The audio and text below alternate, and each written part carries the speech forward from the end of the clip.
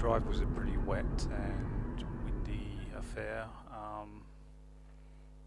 We enjoyed each other's company, and just basically I was making mental notes about how wet and the feel of the road is underneath the car, how that translates through to the steering wheel, and how the people, other drivers on the road, react in such weather changes, and you know,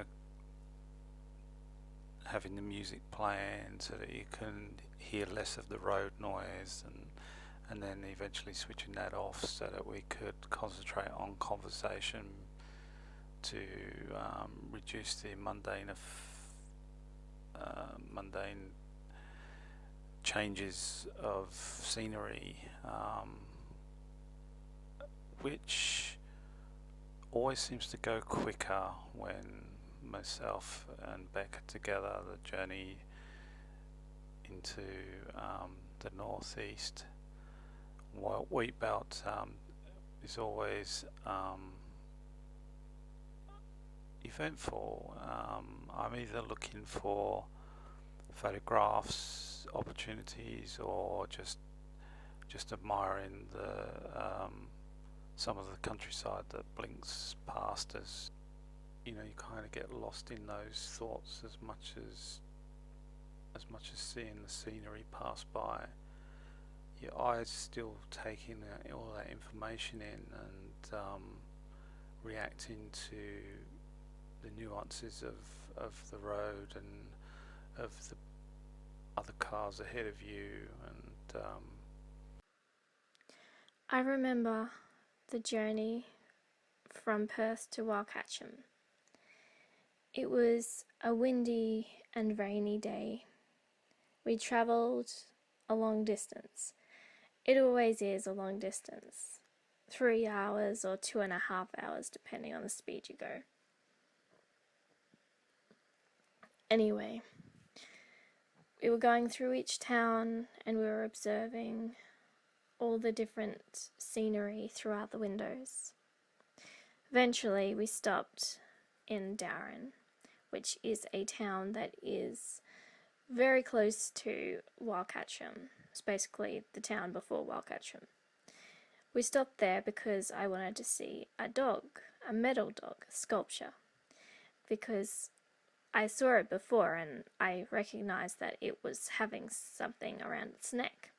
So we stopped there and we took a few photos of a few different things, and I noticed that there was a garden that had a few statues in. There was a lion and a Buddha and, various other things. So we stopped there and took a few photos, and we saw the dog up close and we took a few photos of that, and then we left and we journeyed home, and we continued to rest there until the next day. because Beck wanted to photograph the tin dog there, we were talking about how they had recently put a prize winning medal on it of some sort, and I wanted to see that because I hadn't seen that, and then by the time we got there and stopped and parked and got the cameras out and took a few photos, mainly Beck photographing the tin dog. The prize winning medal wasn't there, but there was still the actual dog tag that runs around its neck. On our other journey, we went into a few different places. We were basically scattered around. It was like a road journey of sorts, like a road trip, a mini road trip. We just basically went around looking at different scenery and different aspects that are around the country. We ran into quite a different number of things, from sheep to beautiful trees to beautiful flowers and just interesting things that are all around us that no one really seems to pay attention to. But when you're looking at it, in the country and you're seeing it up close for your own eyes, it's wonderful. So we decide to go out exploring, like we do every now and again when I'm there for any particular amount of time.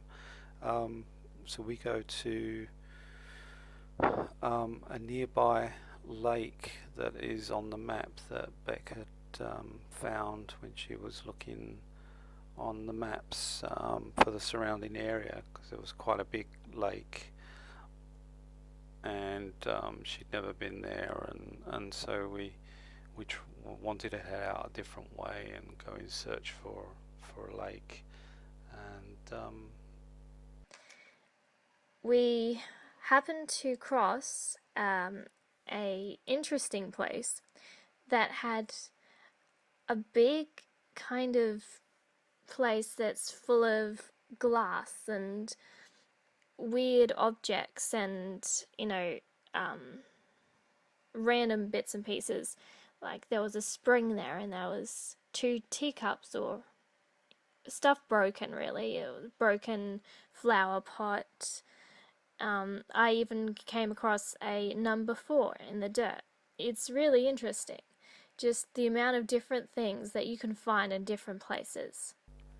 yeah, we head out towards the lake, and basically we found the lake. It was a salt lake.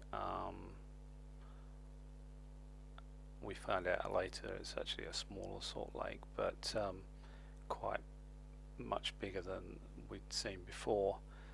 And yeah, we take some shots of it, and then we head off from that location around the lake in a different direction. And It was definitely one of the interesting journeys that we took. All the different aspects all around us, the trees, the bushes, and then these random bits and pieces that people have forgotten about and just left there in the middle of nowhere. I even saw 2 seashells in the middle of nowhere, no beach or anything.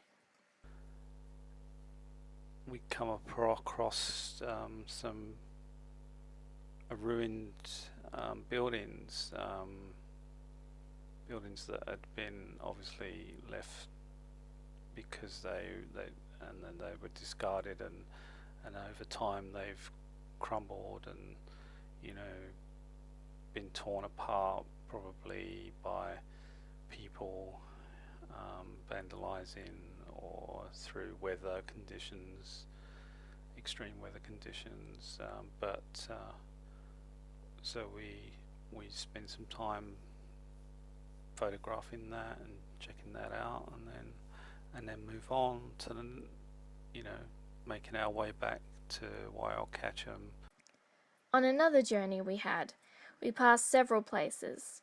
We had so many crossroads that were in the middle of the road, and it was quite humorous in a way because Gary was kind of wondering where to go. Then he'd ask me, and I'd go, well, I don't know. And then we kind of had this thing where we thought we were going one way and we're going another, and it was just like we were stuck in this vortex. That's what it felt like. Another abandoned property, so we take some more photographs from a distance this time, because it was all fenced off and difficult to get to. So and there were some more interesting ruins and things around there that we were able to photograph part of that as well.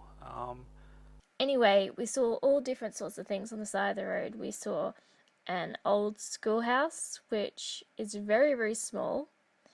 So that was interesting. We saw abandoned houses. We saw interesting looking trees. And one place, in one of the abandoned places, we saw a snake egg. So at that point, we decided to run. Of course, me being me, I had to take a photo of it. So I have a photo of a snake egg. And we come across this series of um, weird looking, almost like giant spider web type structures on these trees, just as we're heading back into to Wiley. Unfortunately, we came across some wildlife on the road, and unfortunately, we ran over a lizard, which was quite sad. But we also saw two other lizards that were a little bit different. I'm not sure what they are exactly. They're definitely a lizard, though. And so we stop and go back a bit and take some individual photos, and you know, a bit wary about getting too close to it, because you know, who knows what could be lurking underneath. But I got them captured on camera, and they are quite interesting looking. They look like some kind of lizard and a snake all at once. It's kind of interesting how they look, and it's just really interesting.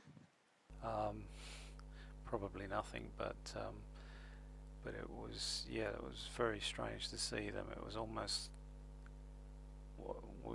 I remember saying, you know, it could almost be an artwork left by some artists, and who knows, maybe there was.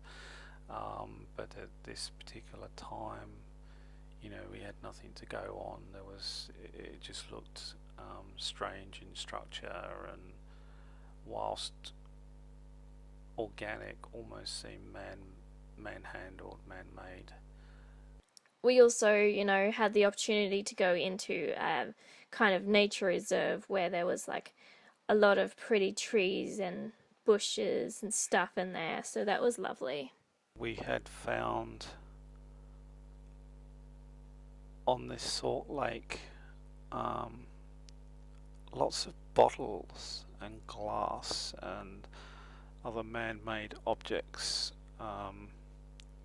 Yeah, making notes to maybe come back and take some more photographs, and that was that journey really. So At one place, we came across a kind of salt lake, and it was extremely fun to walk through, except for the flies. The flies, once again, were extremely nightmarish. and take more close-up photographs of these objects, and actually collect some of the bottles, which I still have in the boot of my car, and also some quartz and other little stones that Beck collected for herself.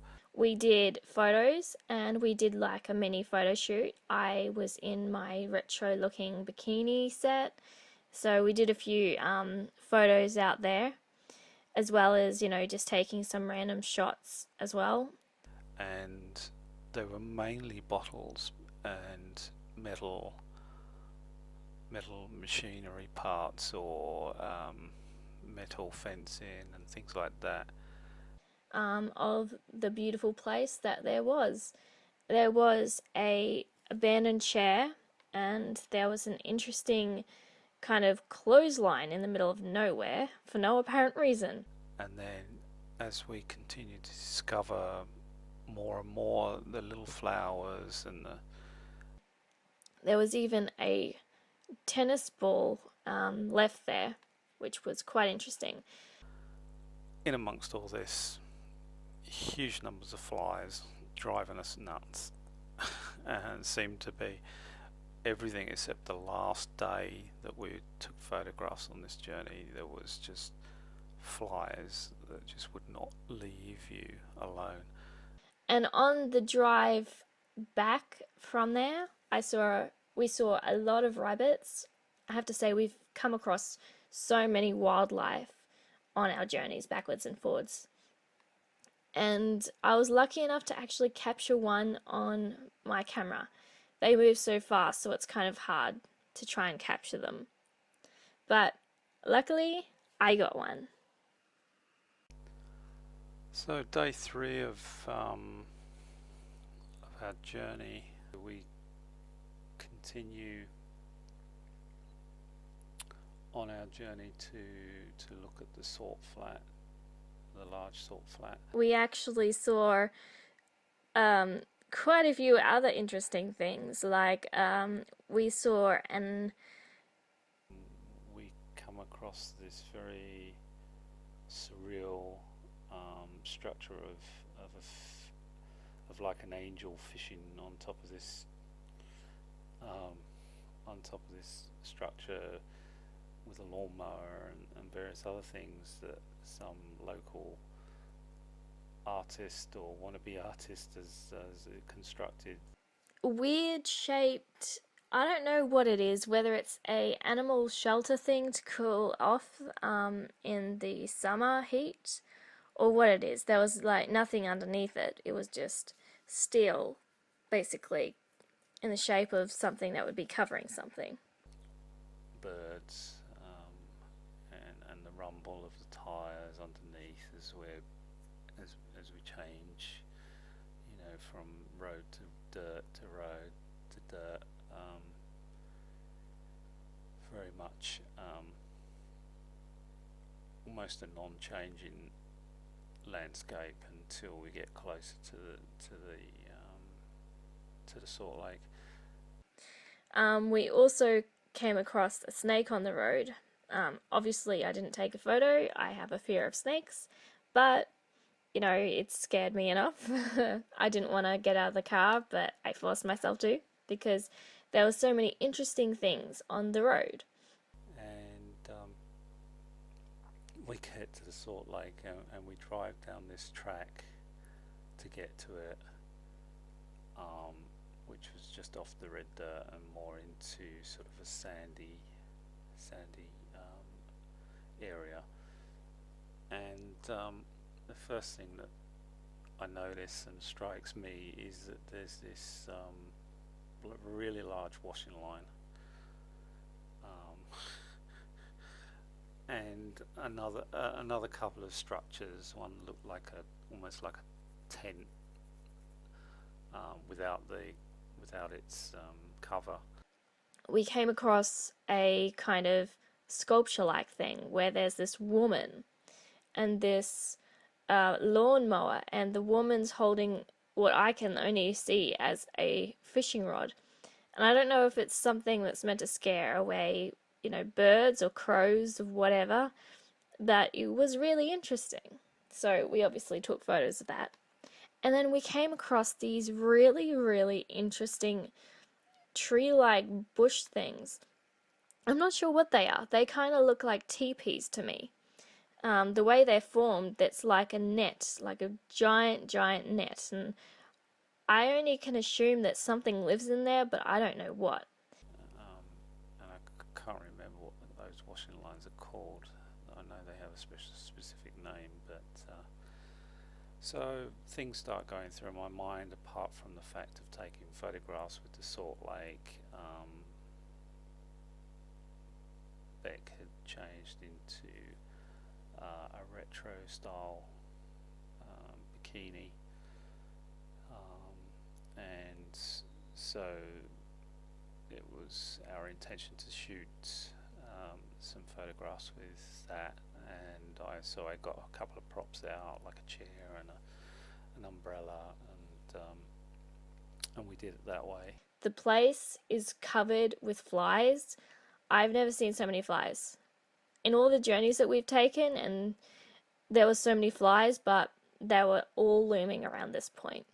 Absolutely hellish with the flies, not only from my point of view of taking the picture and trying not to have flies on the lens, but also from Beck's point of view, who was trying to pose and things, and the flies just getting worse and worse. One of the photos I took of one of the teepee looking bushes actually looks like death, like the actual death person, is quite interesting. Um, we came across all different sorts of things, and it was quite fun. And then I got a few more props out for a shot that I'd been looking to do for quite some time, and still have many more ideas based on it to actually put into practice. But so we take some more shots of the actual Salt Lake itself, and footsteps in the Salt Lake. Then I get the white suit out and the umbrella, and put them on the washing line, and then get back to dress up in the white suit, along with a face mask that I'd got, and proceeded to do some more shots, some more of the artistic style shots that I wanted to do. We also seemed to came across another kind of abandoned looking dump place where they had tons and tons of steel just aimlessly dumped for no apparent reason in the middle of nowhere. It was quite interesting. And then basically we just rested and drank water, and then basically got cooler again in the aircon of the car, and then headed off back to Wyall Catcham around the Salt Lake. And on the way we took some more photographs on the way back, and we came across these really large, almost cavernous mini canyons that they have, which I think are for basically water during the wet season, for it to flow easily through to the properties, each of the properties. And they're massive. They look very man-made, but they also look quite natural at times as well. And they also had quartzes and a lot of different crystals just dug into the dirt, and that was quite interesting as well, to have all these kinds of different things just laying around. And that was also another fun journey. I remember the flies. I always remember the flies. They were so annoying. And I remember the sun. It was extremely hot. And I remember having lots and lots of water because I could feel the dehydration getting in because of the sun. And I just remember just having a lot of fun, taking photos and just being in the moment. At one point, we also went into Northam. Do Spider Woman outfits with the really strange tree structures that look like spider webs and things. So we decided to go and do that first of all. We also went into Northam to get a pizza from Domino's, because that is the closest kind of takeaway place. So we went and got a pizza from Domino's, but we also went and did some photographs. And on the way back we went via another place that I'd shot before with Outback, which was an old scout hut that I discovered on one of my journeys back home. And we did some really great ones. We went into different kinds of places near Northam, and we found a scout den, which was extremely, extremely, extremely spooky. And so we both took some photos there, and as soon as you kind of go in that area, you can feel like these weird vibes, and it's quite interesting to feel such an emotion come over you when you kind of walk near a place. Then I took some photos of Beck in this scout hut, which looked like it had been riddled with bullets, and was kind of a scary kind of place. I actually hurt my leg because I stepped on barbed wire. Thankfully, that's healed up. For her, and this was quite eerie looking, and so I got a couple of shots with her in that building looking scared and stuff.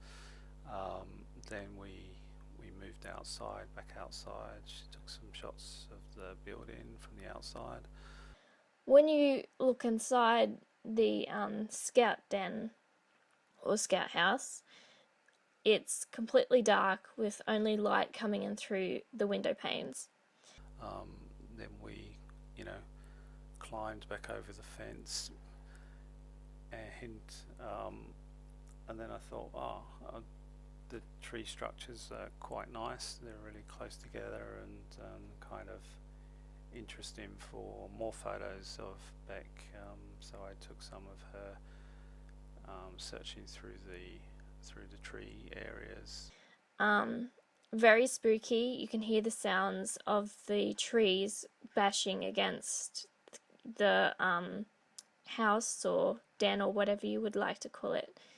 And it was just a really interesting yet spooky experience. Yeah, we kind of had a bit of a laugh about how eerie it was inside the building, and just basically took in the atmosphere of the place, and the little bit of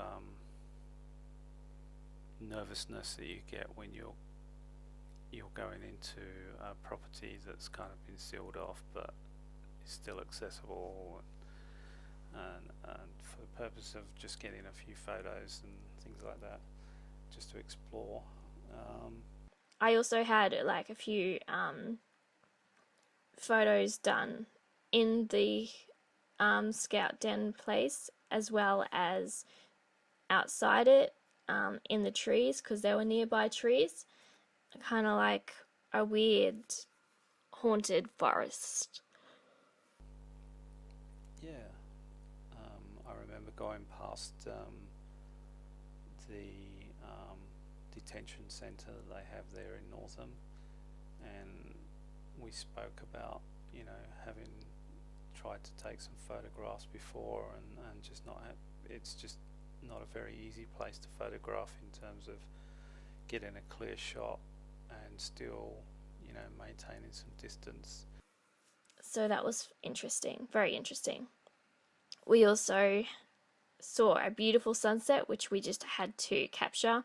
We drove all around trying to find the best spot to try and capture this sunset, because we really wanted to capture it from a really good distance.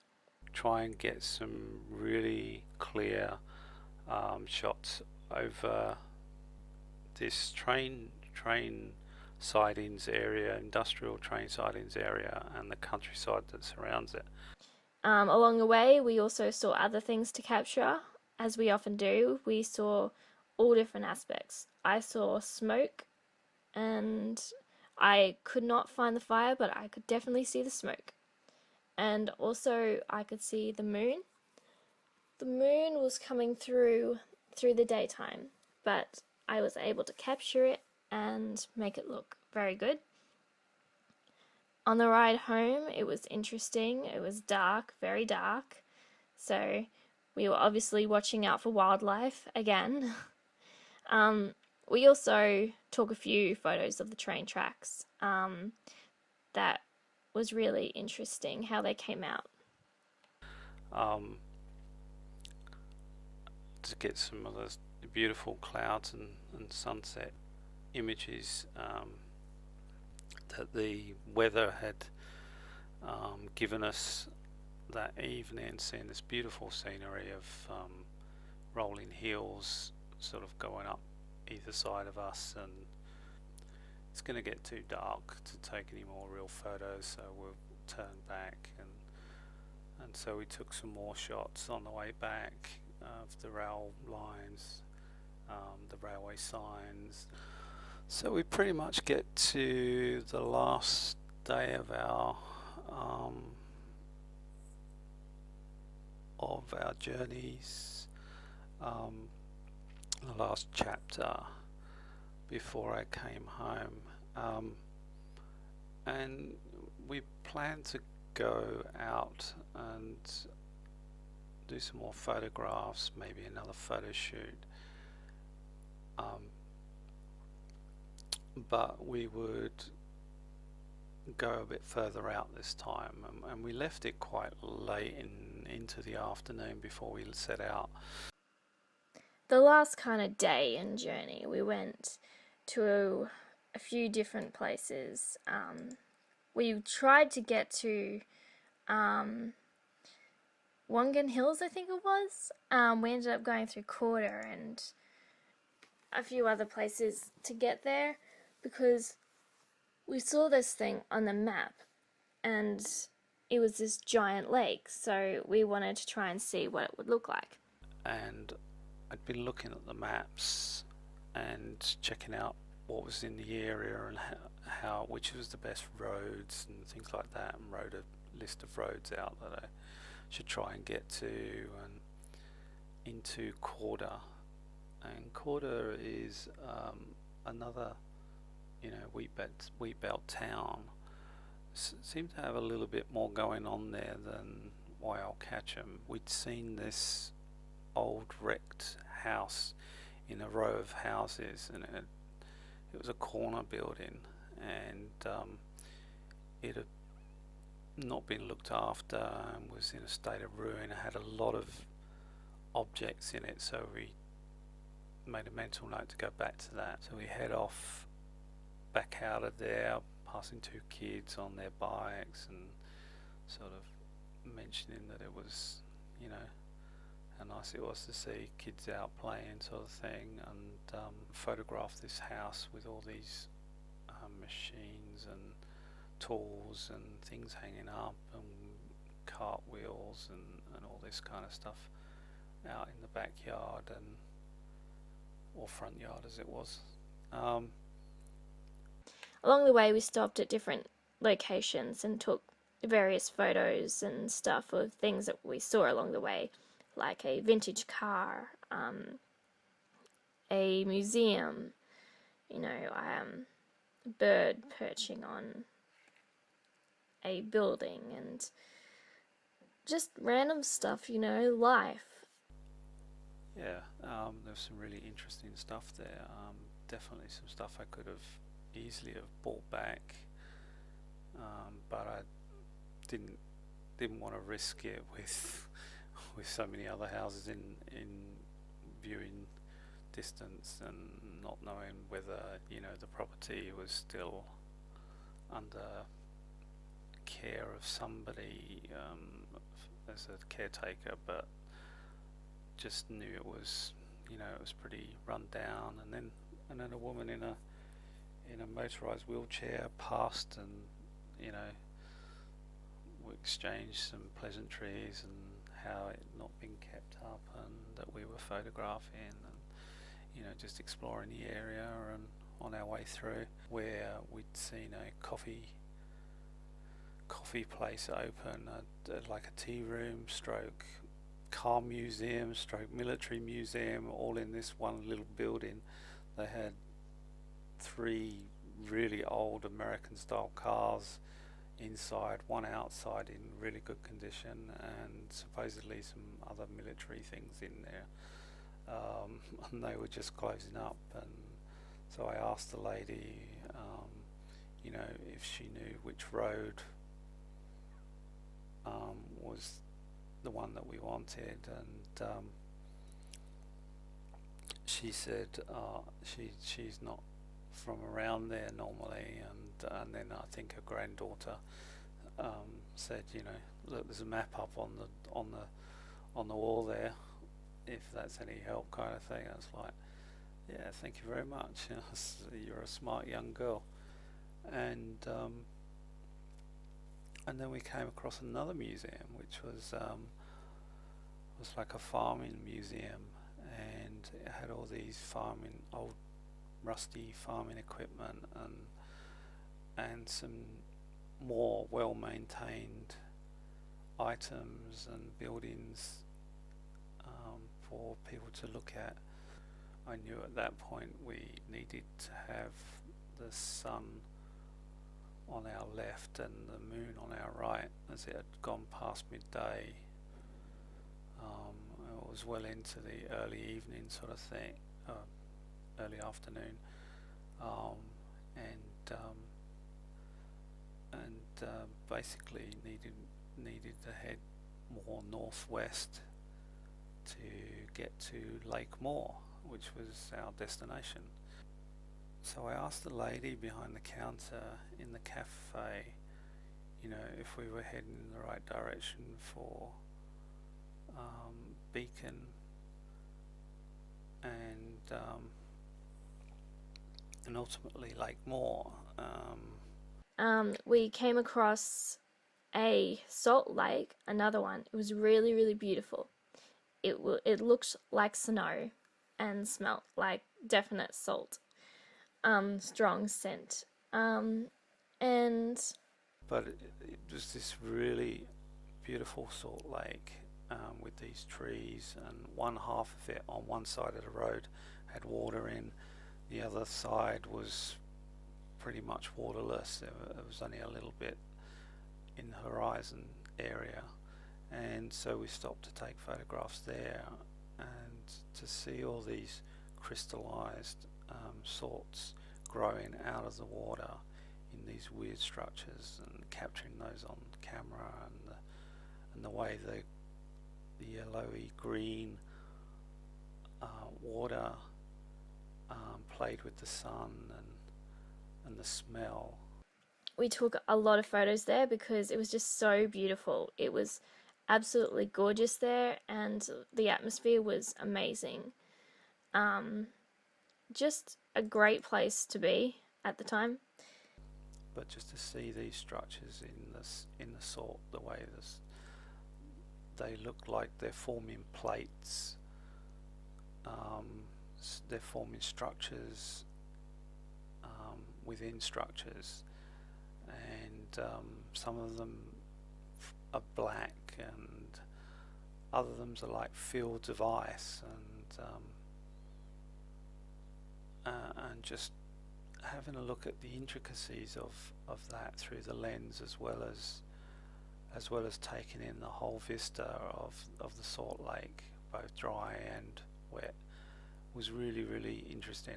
I'd never experienced that before, and so we both chatted about that, and how interesting it was that we came across that one. So we head back towards this red dirt track with this sign 65 kilometers to Lake Moore. Going through this road that we had to go through to try and find this lake. And we're racing against time at this point, because I know the sun is going to go down probably in the next hour to an hour and 15 minutes if we're lucky. And knowing obviously that we've got to come back this way as well, and in the dark. Was very interesting because it felt like we were going and going and going down this road, and the road was really rickety and unstable at points, because we would have dirt road, then we'd have kind of a decent road, and then dirt again, and then just bumpy road, and all different sorts of road basically, and grids everywhere. And we had all different sorts of wildlife that were coming out, and it was just hellish, actually. I mean, so we head off as quickly as we can up this road, which is probably not really as fast as we would on a normal road, because the car would need, we'd really need a four-wheel drive to to maintain a speed that would get us there quick enough and not, you know, get bogged down or things like that that you worry about with a normal car. There was tons of trees, very foresty like. And we were wondering if we were ever gonna get there. And a point came where we just had to stop because, you know, it was obvious to us that we were just never going to get there. And if we did get there, it would be way too dark and there'd be no point because the sun was really starting to go down. And we wanted to get home at a reasonable hour. And so we head off this red track, and that's all you can see. Is you just see red dirt on the driveway, with these little gullies either side, with trees and bushes close to those gullies, and you know you can see the sky through the trees and stuff, but it's really quite a dense vegetation as well, so you can't really see anything lower down on the horizon, just more sky, trees, red dirt, and then the other side exactly the same. So we turned back around and then we went back home. And the journey from where we were turned around and going back was interesting. We were dodging all kinds of wildlife, various kangaroos, bunny rabbits, birds on top of the car. There was a bird on top of the car. I think it was a hawk. I reckon it was a hawk or something similar. The return journey, from not seeing Lake Moore, we basically drove back most of it in darkness with the high beam on, trying to avoid any potential wildlife that might jump out at any moment at you. Not only see rabbits, but kangaroos. And I'd never had to deal with a kangaroo before on the road.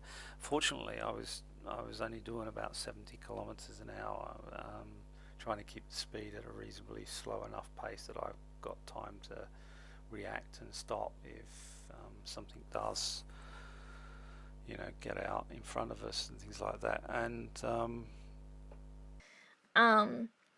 this one kangaroo jumped in front of the car and it was skipping merrily along. It was actually quite funny.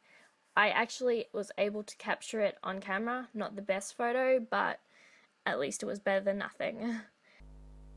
fortunately, yeah, managed to not hit this kangaroo.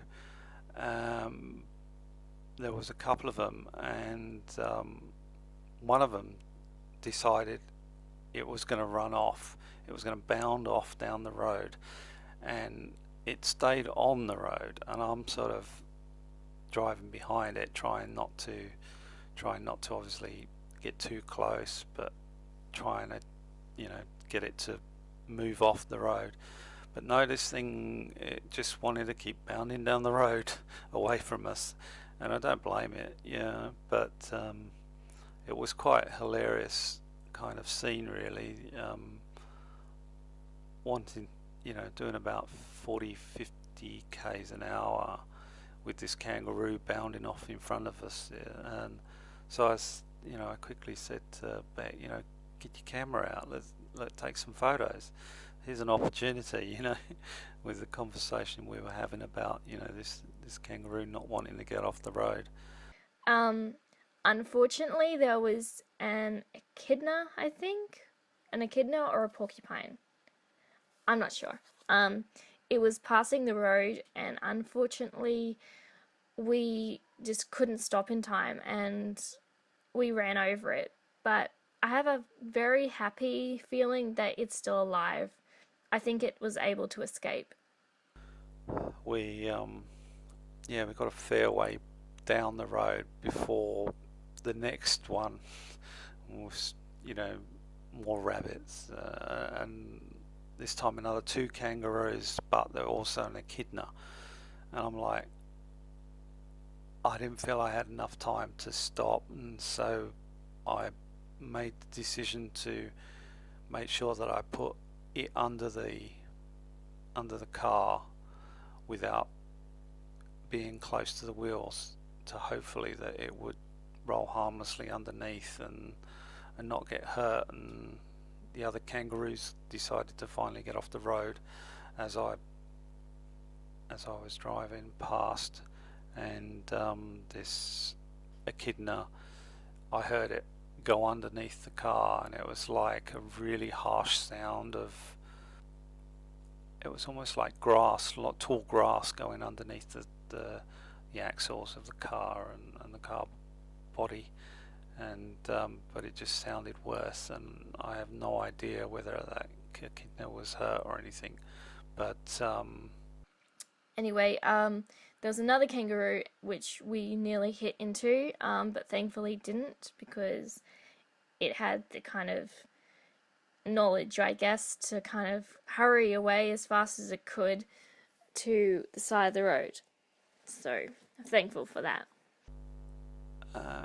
we got further down the road, and we did see some more kangaroos, but fortunately nothing got in our way, and yeah, that was kind of strange as well. So we'd only seen 2 other cars which were heading the other direction, and then all of a sudden we came across this almost like oasis of light in the middle of the dark, a birthday party, and yeah, so that was a little bit earlier, but there was just so much wildlife on the road, and we felt like we were never going to get home. And then I kind of said, oh, well, let's stop at the salt lake that we were at before and see if we could take any decent, photos at night there. And we basically came back through the way that we journeyed out past Beacon and back to the same salt lake that we had seen earlier in the day and captured.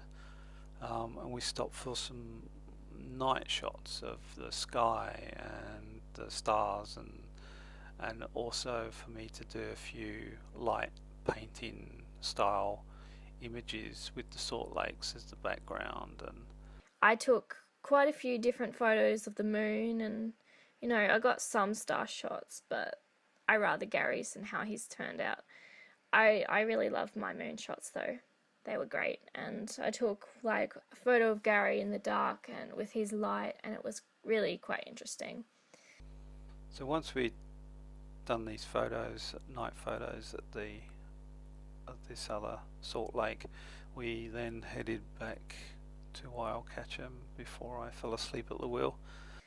And yeah, that was basically our journeys, and they were fun. And I really liked, all the different aspects that you saw, all the different wildlife, the different trees, how everything can look different, and how things you never knew were there are there.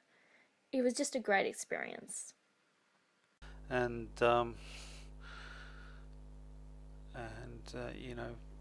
needed something to eat and drink, and that was really the end of our journey. My journey to Perth was alone, and really just an uneventful drive